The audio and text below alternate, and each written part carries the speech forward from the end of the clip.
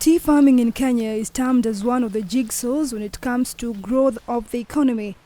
Being the third largest producer of black tea after China and Singapore, the country esteems the growth of this cash crop. Traditionally, the country has been known as the largest producer of black tea. The climate in the country favors the growing as it is done within a 1,000 to 3,000 altitude, with farmers within the altitude range dedicating their farms to the growing of black tea. Decades on the culture of tea farming has continued to be passed from one generation to the next, despite the fluctuating prices of black tea that has led to diversification. In 2008, Kenyan researchers developed the purple tea and released it to farmers. At Gatura Greens in Murang'a County, Robert Githai is a third-generation tea farmer, having inherited the culture from his father and grandfather. While his peers have been deeply engrossed in white-collar jobs, Githai chose to take the generational task of ensuring continuity of tea farming.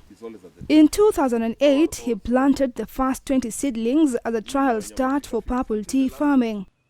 Purple tea is produced from the leaves of the Camellia sinensis plant, which is the same plant from which black, green, oolong and other types of tea are made. Unlike other types of tea, however, the leaves of this new variety are purple instead of green. We are the third generation. Second generation actually got into tea aggressively. That was my dad. We started planting. He was a zoologist. He started planting his first tea bush in 1984. And ever since, he has always grown tea, planting, getting new farms, buying farm, uprooting those old generation teas and planting new generation teas. And yes, he has always been in it and coming up with the tea. We came up and we decided to do this as an initiative of promoting, one, the culture of tea, benefits of tea. Purple tea is grown at high elevations of 6,000 plus feet. This unique tea thrives when grown at high elevations along the equator, where it receives 12 hours of sunlight a day year-round. Standards of plucking 2 leaves on a bud are strictly adhered to. Only the best leaves are used in the purple tea small batch production. In tea plucking, we normally concentrate on plucking 2 leaves and a bud, which is used to make good teas. And I would like to say the quality of tea normally deteriorates as we go downwards.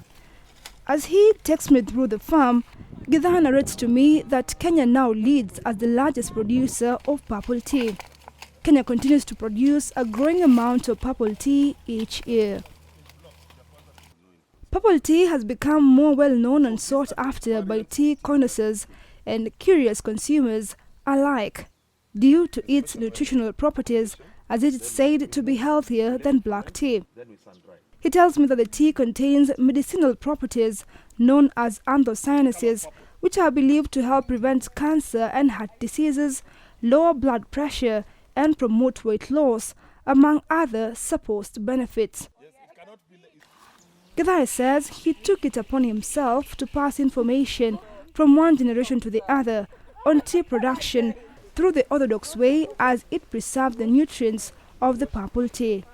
The conventional way came up because of, well, commerce, but we noticed these things come with challenges.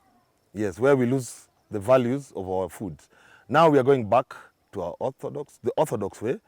As a young person who is deeply entrenched in tea farming, he has taken it upon himself to educate young people on tea farming through farm tours. Twice or thrice a week, he takes the farm tourist through the process of purple tea making through the orthodox way.